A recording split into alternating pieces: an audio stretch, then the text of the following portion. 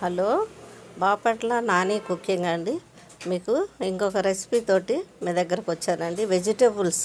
బెండకాయ వెజిటేబుల్స్ తోటి వేపుడు చేస్తున్నానండి.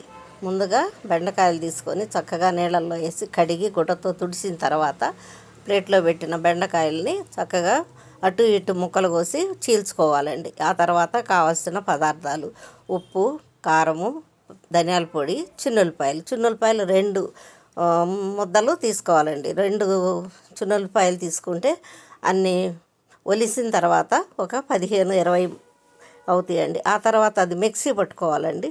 మిక్సీ పట్టిన తర్వాత మనకి ఎంత నూనె ఆ కారానికి సరిపోద్దో అంత నూనె వేసుకొని చక్కగా కలిపేసుకున్నానండి. కలిపిన దాన్ని అంతా మిశ్రమాన్ని ఆ బెండకాయల్లో సెంటర్ కోసిన దాంట్లో పెట్టానండి. ఆ తర్వాత కరివేపాకు తీసుకున్నానండి. కరివేపాకు కూడా ఫ్రై చేసి కరివేపాకును కూడా సైడ్కి తీసుకున్నా. ఎప్పుడైతే ఈ బెండకాయ ముక్కల్ని చక్కగా ఆ కారం పెట్టిని నూనె వేసి వేపుతున్నానండి బాండీలో.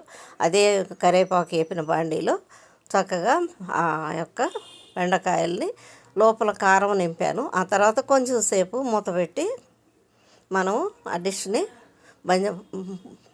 బంద్ చేసి ఉంచానండి. ఆ తర్వాత కొంచెం సేపు అయిన తర్వాత 10 నిమిషాల తర్వాత అవన్నీ వేగినాయి. బెండకాయల్ని మనం బయటకు ప్లేట్లో తీసుకొని తర్వాత ప్లేట్లో మనకు కావాల్సిన అన్నంతో తినాలన్నా చపాతీతో తినాలన్నా ఈ రెండింటికి రుచికరముగా ఉండే కాయగూర అండి. ఏది ఇష్టపడతారో మీరు చక్కగా తిని అది చూసిన తర్వాత మీరు తిని రుచి చూసిన తర్వాత నాకు లైక్ చేయండి. మీకు సంతోషంగా మీరు సబ్స్క్రైబ్ చేయండి, బెల్ బటన్ని నొక్కండి. ఓకే, బాయ్ అండి.